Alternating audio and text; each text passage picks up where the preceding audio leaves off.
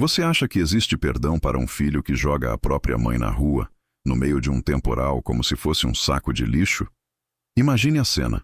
A chuva castigando o telhado, trovões fazendo as janelas tremerem, e um homem, cego pela ganância e pela arrogância, arrastando uma senhora idosa para fora do único lar que ela conheceu nas últimas décadas. Ela chora, as mãos trêmulas segurando apenas uma pequena sacola de roupas, implorando por misericórdia, mas ele não quer saber. Para ele, aquele momento era a sua vitória final. Ele finalmente teria a casa só para si e para sua esposa, livres do que ele chamava de peso morto. Ele bate a porta na cara da própria mãe, tranca a fechadura e sorri, sentindo-se o dono do mundo. Mas o que esse sujeito não sabia, e o que ele estava prestes a descobrir da maneira mais humilhante possível, é que a confiança excessiva é a mãe do fracasso. Enquanto ele celebrava no calor da sala, ele esqueceu de um detalhe minúsculo, um pequeno erro de cálculo que estava guardado a 7 chaves em um cartório da cidade. Aquele pedaço de papel mudaria o jogo instantaneamente. Ele achou que tinha o poder, mas esqueceu de verificar quem realmente assinava a escritura. O que aconteceu minutos depois que aquela porta bateu não foi apenas uma reviravolta. Foi uma lição brutal de vida que vai lavar a sua alma. Até que ponto o amor de mãe deve ser cego, perdoando até mesmo o imperdoável, quando o próprio sangue vira veneno? Essa é a pergunta que não saía da cabeça dos vizinhos que testemunharam o início dessa tragédia familiar. Para entendermos como chegamos àquela noite fatídica de tempestade, precisamos voltar um pouco no tempo e conhecer a Dona Amélia, uma mulher de mãos calejadas, daquelas que criaram os filhos sozinhas, lavando roupa para fora e economizando cada centavo suado para comprar um terreno. Tijolo por tijolo, ela levantou a casa que era o orgulho da rua. Não era uma mansão, mas era o castelo dela, o lugar seguro onde ela imaginava passar a velhice vendo os netos correrem pelo quintal. O problema é que o único filho dela, o Ricardo, cresceu ouvindo que ele era um príncipe, e infelizmente, príncipes mimados muitas vezes se tornam reis tiranos quando adultos. Ricardo se casou com Jéssica, uma mulher que tinha um gosto refinado para móveis caros e uma tolerância zero para idosos. No começo, a convivência era suportável, mas com o tempo, a presença de Dona Amélia na própria casa que ela construiu começou a incomodar o jovem casal. Eram olhares tortos no café da manhã, reclamações constantes de que a televisão estava alta demais, ou sussurros venenosos pelos corredores de que a casa tinha cheiro de gente velha. Ricardo, em vez de defender a mulher que limpou suas fraldas e pagou seus estudos com tanto sacrifício, preferiu o caminho mais covarde, o silêncio conivente. Ele via a esposa destratar a mãe e fingia que estava ocupado mexendo no celular. Se você sente um aperto no peito vendo esse tipo de injustiça e quer continuar recebendo histórias que mostram a verdade nua e crua da vida, aproveita agora para deixar o seu like e se inscrever, porque o que esse filho fez a seguir vai testar sua fé na humanidade. A situação escalou rapidamente de uma frieza distante para uma guerra aberta dentro da residência. Jéssica começou a reformar a casa sem consultar a sogra, jogando fora móveis antigos que tinham imenso valor sentimental para Dona Amélia, alegando friamente que eram apenas velharias bregas, que atrapalhavam a decoração moderna. A idosa, sentindo-se uma intrusa indesejada no próprio lar, começou a passar a maior parte do tempo trancada no quarto, chorando baixinho para não incomodar. Mas a ganância não conhece limites, e o espaço do quarto dela parecia ser o último território a ser conquistado pelo casal. Eles queriam fazer um escritório, um closet, qualquer coisa que não envolvesse ter a mãe ali ocupando o espaço. Foi numa terça-feira à noite que o tempo fechou de vez. Tanto no céu quanto dentro daquela sala. Uma tempestade torrencial desabou sobre a cidade, com raios cortando o escuro e a água batendo com força nas vidraças. Dona Amélia, sentindo frio, foi até a cozinha preparar um chá quente. As mãos trêmulas pela idade e pelo nervosismo constante fizeram com que ela, acidentalmente, derrubasse uma xícara de porcelana no chão. O barulho da louça quebrando foi o gatilho que faltava para o caos. Jéssica surgiu no corredor, gritando como se tivessem colocado fogo na casa, acusando a sogra de fazer de propósito, de ser um estorvo insuportável, de destruir tudo o que eles tinham. Ricardo entrou na cozinha logo atrás, mas dessa vez o olhar dele não tinha piedade, tinha decisão. Ele olhou para os cacos no chão, olhou para a esposa histérica exigindo uma atitude, e depois para a mãe encolhida. Na cabeça dele, aquela equação era simples. Para ter paz com a esposa, a mãe precisava sumir imediatamente.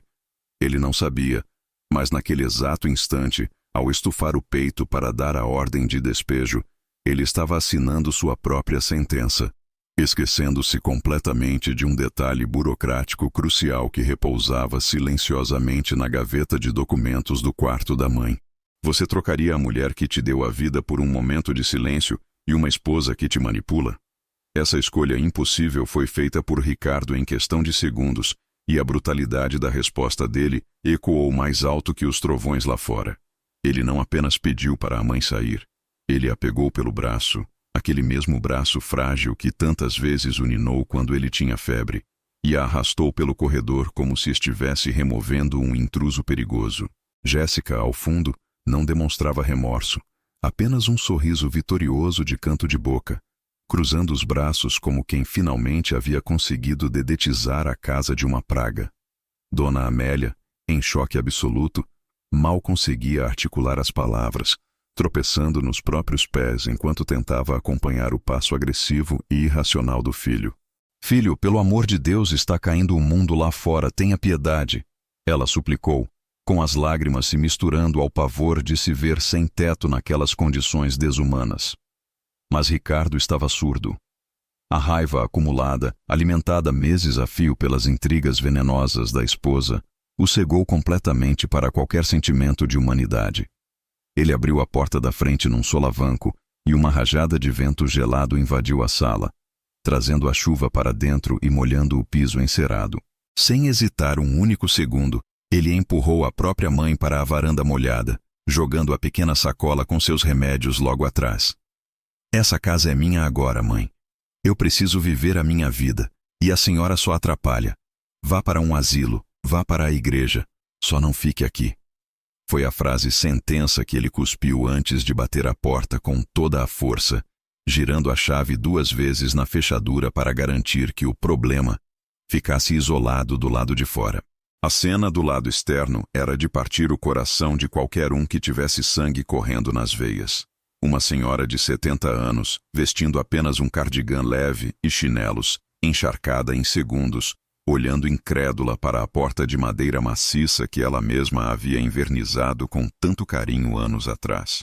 Ela bateu, gritou, chamou pelo nome dele, mas as luzes da sala apenas continuaram acesas, indiferentes ao seu sofrimento, enquanto vultos lá dentro se moviam calmamente, ignorando a tragédia que acabaram de provocar.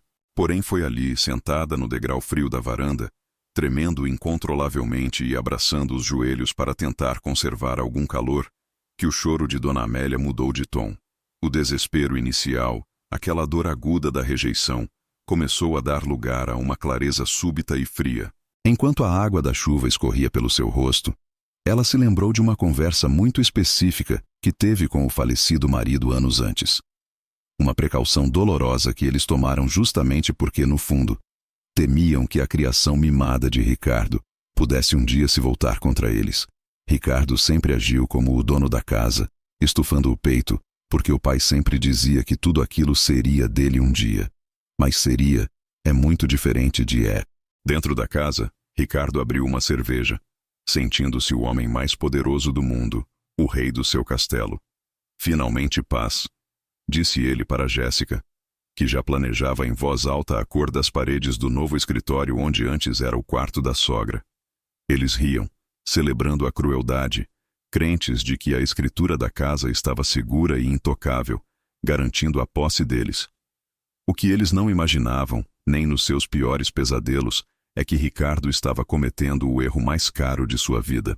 Ele baseava sua arrogância em uma suposição, sem saber que a verdadeira dona daquele imóvel não estava apenas viva, mas estava prestes a ser resgatada por alguém que mudaria completamente o destino daquela noite.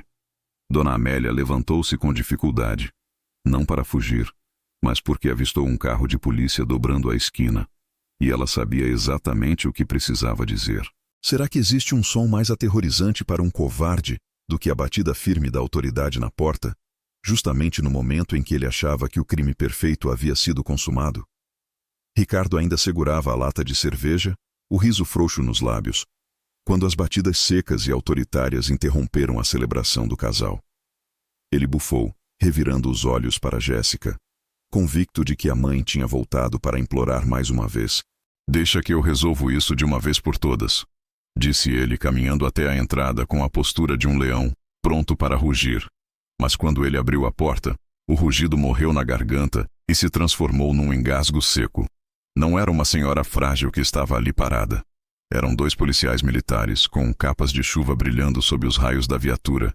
E logo atrás deles, tremendo de frio, mas com o olhar firme, estava Dona Amélia. A atmosfera na sala mudou de festa para velório em fração de segundos. Jéssica, que antes planejava a decoração, congelou no sofá, a taça de vinho quase escorregando de seus dedos.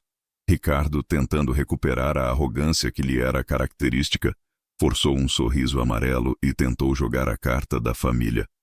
Ele começou a explicar, gaguejando, que tudo não passava de um mal-entendido, que a mãe estava senil, que ela tinha saído na chuva por vontade própria porque estava confusa da cabeça. A mentira era tão descarada que um dos policiais precisou respirar fundo para manter o profissionalismo, olhando para a senhora encharcada que mal conseguia ficar em pé de tanto frio. O oficial interrompeu o discurso vitimista de Ricardo com uma pergunta simples e cortante. "O senhor tem consciência de que expor uma pessoa idosa a perigo e maus tratos é crime inafiançável? E mais, quem é o proprietário legal deste imóvel?" Foi nesse momento que Ricardo estufou o peito novamente, sentindo-se em terreno seguro. A ignorância dele era sua armadura. "A casa é minha, seu guarda, herança do meu pai. Eu deixava ela morar aqui de favor, mas a convivência ficou impossível. Eu tenho o direito de querer minha privacidade." Ele falava com tanta convicção que quase convencia a si mesmo. Ele realmente acreditava que, por ser filho único, a casa magicamente havia passado para o nome dele após a morte do pai, sem inventário, sem burocracia, apenas pelo direito divino de ser um homem mimado. Dona Amélia, no entanto, pediu licença com a voz fraca e caminhou devagar até o antigo armário de madeira maciça que ficava no corredor, aquele mesmo que Jéssica queria mandar para o lixo na semana seguinte. Com as mãos trêmulas e molhadas, ela puxou uma pasta de elástico velha e desbotada. De dentro, tirou um documento amarelado pelo tempo, mas preservado com o zelo de quem guarda um tesouro. Ela não disse uma palavra, apenas estendeu o papel para o policial. Ricardo olhava a cena com desdém, cruzando os braços, esperando que o policial lesse e confirmasse sua autoridade. O oficial abriu a escritura, ajustou a lanterna e leu os termos em silêncio. O silêncio durou 10 segundos. Mas para Ricardo pareceu uma eternidade. Quando o policial levantou a cabeça, a expressão dele não era de quem ia prender uma senhora louca, mas de quem acabara de descobrir a peça-chave do quebra-cabeça. Ele olhou nos olhos de Ricardo, depois para o papel e soltou a bomba que faria o chão desaparecer sob os pés do dono da casa. "Senhor Ricardo", disse o policial com um tom de voz perigosamente calmo, "parece que temos um problema grave de interpretação aqui. Este documento é uma escritura definitiva registrada em cartório. E aqui diz, com todas as letras, que este imóvel pertence única e exclusivamente à senhora Amélia da Silva. Não há cláusula de usufruto, não há doação, e não há o seu nome em lugar nenhum." O rosto de Ricardo ficou branco como cera. Jéssica levantou-se num pulo, derrubando a taça no tapete.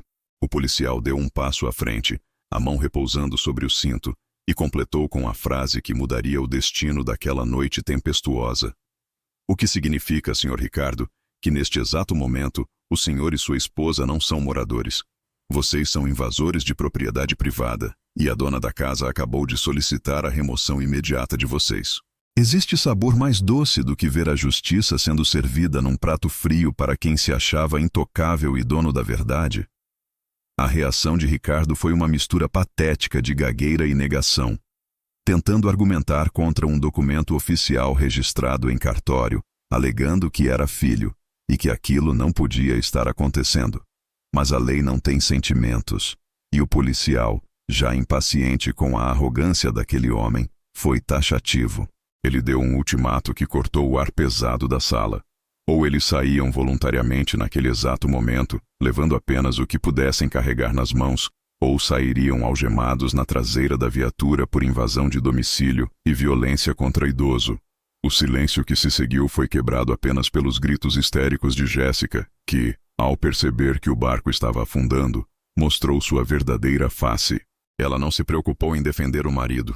Pelo contrário, virou-se contra Ricardo com o ódio de quem teve os planos frustrados, xingando-o de incompetente e mentiroso por ter garantido que a casa já era deles.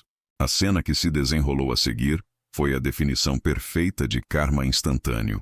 O casal, que minutos antes brindava com cerveja e vinho no conforto do ar-condicionado, viu-se forçado a sair pela mesma porta que haviam aberto para expulsar Dona Amélia. Não houve tempo para fazer malas. Não houve tempo para recolher as joias ou os eletrônicos caros. Sob a supervisão severa dos oficiais, Ricardo e Jéssica foram escoltados para fora, direto para a tempestade que ainda castigava a cidade. A água gelada que encharcou Dona Amélia agora banhava o casal, que batia o queixo de frio e de humilhação, observados pelos vizinhos que, atraídos pelas luzes da polícia, assistiam a tudo das janelas com um sentimento de justiça lavada. Ricardo olhou para trás uma última vez, esperando ver a mãe chorando e pedindo para ele ficar. Mas o que ele viu foi uma mulher forte, finalmente dona do seu destino. Dona Amélia não sorriu com escárnio, pois o coração de uma mãe sempre dói, mesmo quando o filho não merece. Mas ela se manteve firme, segurando a escritura contra o peito como um escudo. Ela agradeceu aos policiais com um aceno de cabeça e lentamente fechou a porta. O som da chave girando na fechadura nunca tinha soado tão definitivo. Pela primeira vez em anos, o ar daquela casa parecia leve, limpo da toxicidade e da ganância que a sufocavam. Ela foi até a cozinha, preparou novamente o seu chá e sentou-se na poltrona que Ricardo dizia ser velha demais para a sala. Enquanto ouvia a chuva lá fora, ela sabia que o filho e a nora teriam que aprender a viver por conta própria, da maneira mais difícil, mas necessária. Ela, por sua vez, estava segura, aquecida e, acima de tudo, respeitada dentro do seu próprio castelo. Essa história nos ensina que a ganância pode até abrir portas, mas é a humildade e a justiça que mantém o teto sobre nossas cabeças. Ricardo aprendeu tarde demais que mãe não é descartável e que a escritura da vida nem sempre está no nome de quem grita mais alto. Se você sentiu a alma lavada com esse final e quer acompanhar mais histórias emocionantes e cheias de reviravoltas sobre a vida real, não esqueça de deixar o seu like e se inscrever agora mesmo no canal. Assim, você garante que não vai perder nenhum dos nossos próximos vídeos.